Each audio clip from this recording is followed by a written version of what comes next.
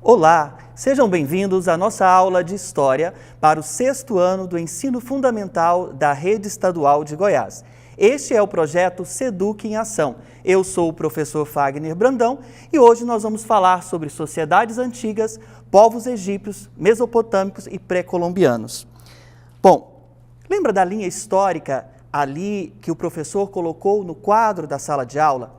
Onde é que nós estamos aqui, situando você em casa dentro da linha histórica? Nós estamos exatamente no final do período da pré-história, ali no final do período neolítico, onde os homens que perambulavam, que andavam por ali, os nômades, eles já estavam procurando lugares para se fixarem, para construírem as suas comunidades tribais, os pequenos nomos.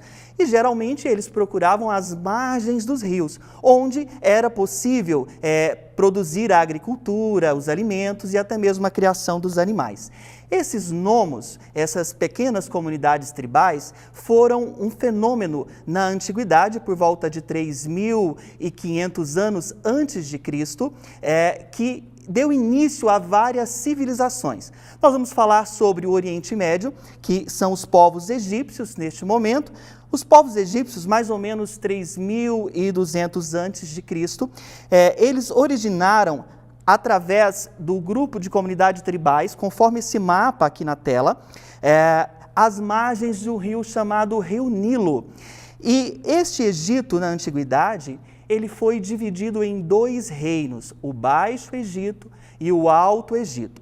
Estes 2 reinos, conforme aqui no mapa, o Alto Egito, porque eram regiões mais montanhosas, e o Baixo Egito, que estava aqui com regiões que não eram tão montanhosas. Esses 2 reinos, na antiguidade, foram unificados através de Menés, um rei que se tornou o primeiro faraó que unificou o Alto e o Baixo Egito em um só reino. Ele se transformou no faraó, conhecido como rei das 2 coroas, pela coroa do Alto e do Baixo Egito.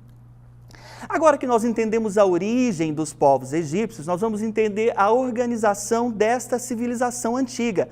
Não há aula melhor para colocar o exemplo de uma pirâmide, porque quando nós falamos em Egito, nós lembramos de pirâmides, lembramos de múmias, que está muito ligado à cultura egípcia. No topo da pirâmide nós temos o faraó. O faraó ele tinha uma figura de autoridade máxima no governo político e de autoridade máxima no governo religioso. Ele era considerado a representação da encarnação de um deus chamado Deus Horus. Abaixo tínhamos a nobreza era composta pelos sacerdotes aqui e também pelos funcionários da alta corte do faraó. Os escribas que cuidavam das leis, os soldados que eram os militares que iam para as guerras, os artesãos e os camponeses que cuidavam das plantações nos campos, e os escravos. Por incrível que pareça, os escravos eram minorias, porque eles eram povos que foram prisioneiros de batalhas, de povos vizinhos que perderam as batalhas. Bom, como era a religião dos povos egípcios? Era uma religião politeísta. Por que politeísta? Poli, de vários deuses, então eles cultuavam vários deuses, e esses deuses tinham uma representação antropomórfica. O que é isso? Antro vem de homem, representação própria do homem, que nós vamos lembrar da figura do faraó, conforme nessa imagem, que também representava um deus, essa outra imagem também. E temos a representação zoomórfica. Zoo, você vai lembrar de animais. Lembra do zoológico que você vai ali com seus pais? Então, zoo, zoológico, representação de deuses também com a figura de animais. E aí tem uma palavra um pouco mais difícil agora, que a representação dos deuses egípcios também era pela forma de antroposomórficos. Antroposomórficos, que é a figura da mistura de homens e animais como divindade para estes povos. A arte egípcia, ela era destinada à exaltação e à glorificação do faraó e também desses deuses. As pirâmides do Egito, elas eram, na verdade, túmulos para o faraó e para essa alta nobreza, porque dentro da religião egípcia eles acreditavam na vida após a morte. E esta vida após a morte fez com que eles desenvolvessem altas tecnologias para mumificação dos faraós e da alta nobreza dentro destas pirâmides. A escrita, ela, na época da antiguidade egípcia, eram 3 formas de escrita. Uma escrita para as linguagens sagradas, que é a escrita hieróglifa. A outra escrita para a linguagem comercial e administrativa, a escrita hierática. A terceira escrita, de linguagem mais popular, que é a escrita demótica. Conforme nós podemos visualizar nesta imagem, uma escrita de linguagens sagradas, com pictogramas aqui. Bom, nós vimos agora os povos egípcios. Nós vamos percorrer um pouco sobre os povos da Mesopotâmia. A Mesopotâmia, nós vamos encontrar várias semelhanças com os povos egípcios, porque eles pertenciam ao mesmo território que era do Oriente Médio. O nome Mesopotâmia, ele significa terra entre rios, entre os rios Tigres e os rios Eufrates. Então lembra que os nomos, eles fixavam as suas comunidades tribais às beiras, às margens dos rios, porque assim facilitava a economia, que esta economia vinha através da agricultura. Esses povos também, como nos povos egípcios, foram através de comunidades de nômades. Essa região era excelente para a plantação e para a criação de animais, assim como técnicas que foram desenvolvidas para irrigação. Esta região da Mesopotâmia, conforme nós podemos observar neste mapa, na atualidade, é a região conhecida como região da Síria, região do Iraque, região do Irã, que da Turquia é a nossa região da antiguidade na Mesopotâmia. Bom, esses povos mesopotâmicos foram vários povos no percorrer da história, e eu destaquei aqui 4 deles. Os sumérios, que destacaram pela tecnologia de irrigação e pela escrita cuneiforme, também pela arquitetura. Os babilônicos, que nós tivemos o primeiro Império Babilônico e o segundo Império Babilônico. O primeiro Império Babilônico, ele se destacou aí como Código de Hammurabi. O Código de Hammurabi, que é esse que nós estamos vendo na imagem, era um código de leis jurídicas criadas para organizar a civilização daquela época. Levou o nome de Hammurabi porque era o nome de um rei, de um imperador da época.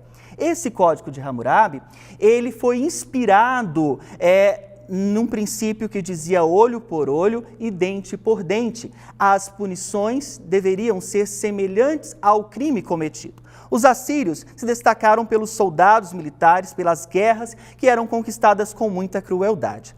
Nós temos os caldeus, que foram aí o segundo Império Babilônico, destacou-se pelo rei Nabucodonosor, que conquistou os judeus ou hebreus, ampliando seu território. Nós vamos encontrar registros históricos desses povos caldeus, assírios, babilônicos, sumérios, também nos textos bíblicos cristãos e também no Alcorão do islamismo. Bom, a sociedade mesopotâmica se organizava de forma muito semelhante à sociedade egípcia, também em pirâmides. No topo estava aí o imperador, o rei, abaixo os sacerdotes.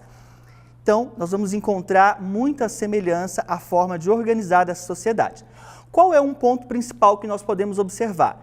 Eram organizadas em castas, era uma sociedade estamental, que dificilmente você mudava de uma posição social para outra. O que definia a sua casta, a sua posição social, era a hereditariedade, o seu nascimento, então você dificilmente modificava de uma sociedade para outra. A escrita dos povos mesopotâmicos se deu a partir dos povos sumérios, e foi a escrita cuneiforme.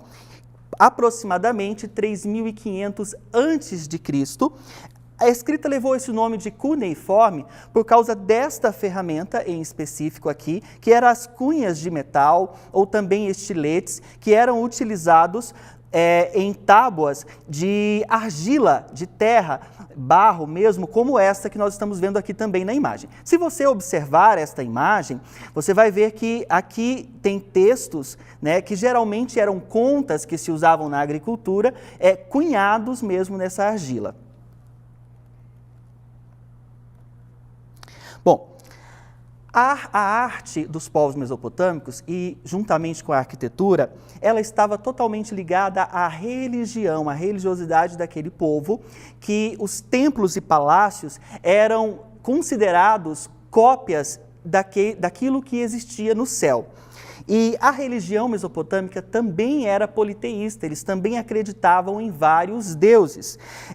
E esses deuses representavam o bem e o mal, sempre lutando da mesma forma. A diferença da religião politeísta mesopotâmica para a religião politeísta egípcia é que os mesopotâmicos não acreditavam na vida após a morte da mesma forma que os egípcios. Então, eles não tinham desenvolvido aqueles sistemas de pirâmides, de mumificação, como os egípcios tinham. Tanto o governo político e religioso egípcio e mesopotâmico eram teocráticos. Teo vem de Deus, que representava que a religião estava no governo. Então, a figura do rei, do imperador e a figura do faraó, ela representava o governo político máximo e o governo religioso máximo daquela civilização, porque eles acreditavam que esses líderes eram a própria divindade, o próprio Deus que estava ali. Nós vimos um pouco sobre o Oriente Médio, povos egípcios e povos mesopotâmicos. Agora nós vamos fazer uma viagem na história para um outro continente, que é o continente americano, considerado os povos pré-colombianos, antes aí de Colombo. Nesta viagem, nós vamos perceber que aqueles nômades que percorreram o Oriente, que chegaram no Oriente, criaram as comunidades tribais e deram origem ao Egito, deram origem à Mesopotâmia, eles também percorreram aqui, conforme no mapa, da África, Europa, Ásia. E entre a Sibéria e o Alasca tinha o Estreito de Bering, tem o Estreito de Bering, que acredita-se que na época glacial, na era glacial, criaram-se blocos de gelo e eles caminharam e assim se espalharam por todo o continente americano. É certo que existem várias teorias a respeito do povoamento das Américas, do povoamento aí do território pré-colombiano. Existem teorias que acreditam que esse povoamento se deu a partir desde a pré-histórica, desde a criação do homem aqui mesmo, outros que foram, conforme no mapa, por navegações, migrações aqui, mas a teoria mais aceita e mais comprovada até o presente momento é a teoria do Estreito de Bering, conforme nós falamos aqui, e o mapa entre a Sibéria e o Alasca. E isso aproximadamente 12 mil anos atrás.